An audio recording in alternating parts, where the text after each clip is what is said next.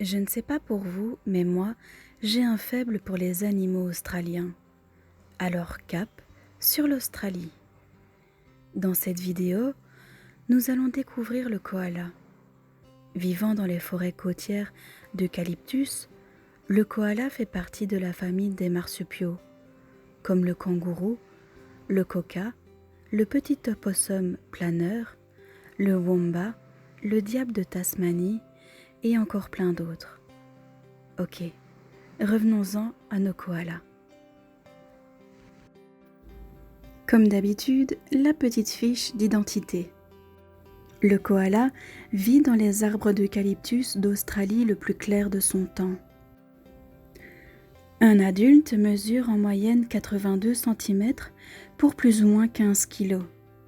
Son espérance de vie est de 15 à 20 ans. Le koala est herbivore et se nourrit exclusivement de feuilles d'eucalyptus. C'est un animal arboricole. Le koala est solitaire mais n'est jamais très loin de ses congénères. Les mâles aiment prendre en charge les femelles proches. Ils repoussent les rivaux en poussant de forts beuglements. Si cela ne suffit pas, une bagarre peut régler les conflits. Les koalas mâles possèdent des glandes pectorales qui sécrètent une substance huileuse. Les mâles dominants se frottent contre les arbres pour répandre leurs odeurs, notamment pendant la saison des amours, pour attirer les femelles et avertir les autres mâles qu'ils ne doivent pas approcher. Zoom sur les pattes du koala. Les pattes antérieures comportent 5 doigts, donc 2 opposables. Cela permet au koala de s'agripper fermement aux branches. Les mains sont pourvues de longues griffes et d'épais coussinets rugueux. Les pattes postérieures ont les 2e et 3e orteils soudés entre eux, formant une sorte de peigne très utile pour la toilette. Le pouce n'a pas de griffes.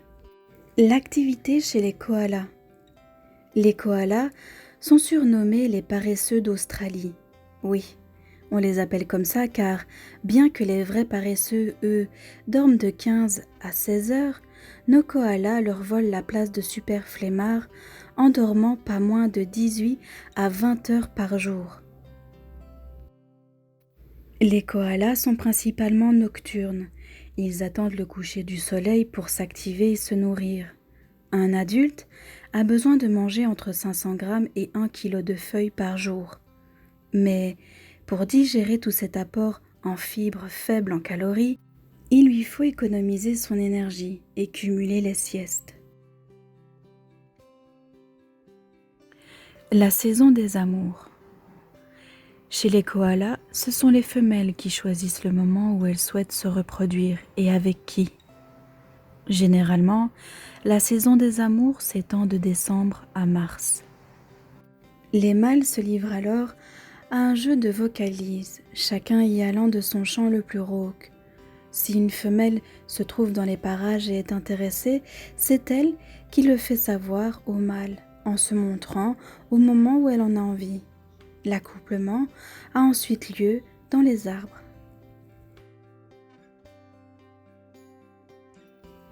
La femelle koala. Il y a en effet quelque chose de surprenant chez la femelle koala, puisqu'elle a 3 vagins. Pas de panique, je vous explique tout. Elles sont munies plus précisément d'un vagin central et de 2 autres latéraux qui contiennent la semence du mâle qui sera transportée jusqu'à l'utérus. Le vagin principal, lui, se chargera d'expulser le bébé à la naissance. Mais comment ça se passe précisément ? En fait, lors de l'accouplement, le mâle décharge avec les spermatozoïdes une protéine présente dans le liquide séminal. Cette protéine motivera la libération d'un ovule par les ovaires. Les spermatozoïdes stockés par les 2 vagins latéraux pourront féconder l'ovule.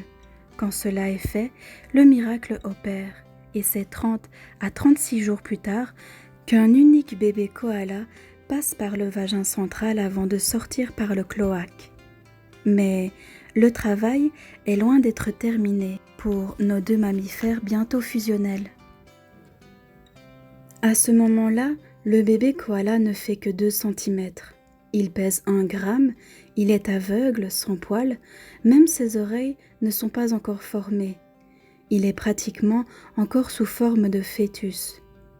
Cela dit, il devra tout de même ramper, se hisser, avec ses toutes petites griffes déjà présentes vers la poche ventrale de sa mère. Une fois à l'intérieur, il s'accrochera lui-même à une des mamelles qui gonflera dans sa bouche, l'empêchant ainsi d'être délogé de sa source de nourriture. Il y restera 6 ou 7 mois. À l'intérieur de cette poche, il sera à l'abri. Il développera ses sens, d'abord son odorat, son toucher, puis ses membres inférieurs et ses griffes, et enfin son sens inné de l'orientation. Après son développement physique nécessaire, le petit peut se nourrir d'autre chose que du lait de sa mère.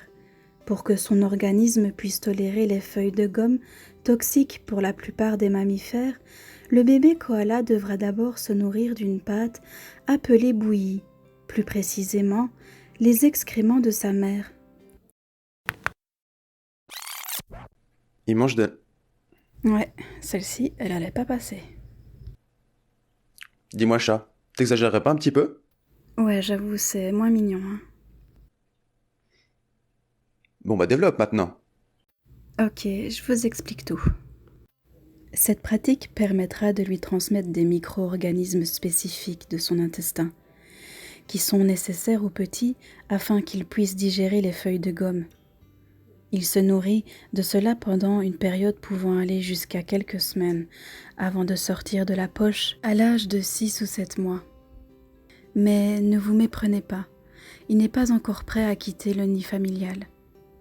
Il quittera la poche de sa mère pour s'accrocher à son dos, et y restera jusqu'à l'arrivée d'un prochain petit, soit l'année suivante.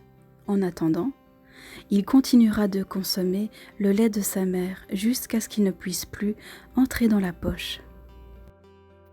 Un lien fusionnel. Les mères parlent doucement à leurs petits. Les femelles et leur progéniture restent ensemble pendant au moins 1 an, formant des liens étroits. Ils communiquent au moyen de clics, de ronflements, de couinements et de murmures. S'ils sont agacés, ils grognent doucement. Lorsqu'ils quittent leur mère, ils doivent trouver un nouvel endroit. Ils se déplacent en groupe dans l'espoir que se présente un jour l'opportunité de créer leur propre foyer. L'écosystème. Les koalas sont très utiles pour la flore et la faune. Certains oiseaux utilisent les poils de koala pour confectionner leur nid. Avec des propriétés isolantes, ils peuvent ainsi protéger leurs oisillons du froid en hiver et de la chaleur en été. Les excréments de koala sont un excellent fertilisant pour la terre et aident à réguler la biodiversité.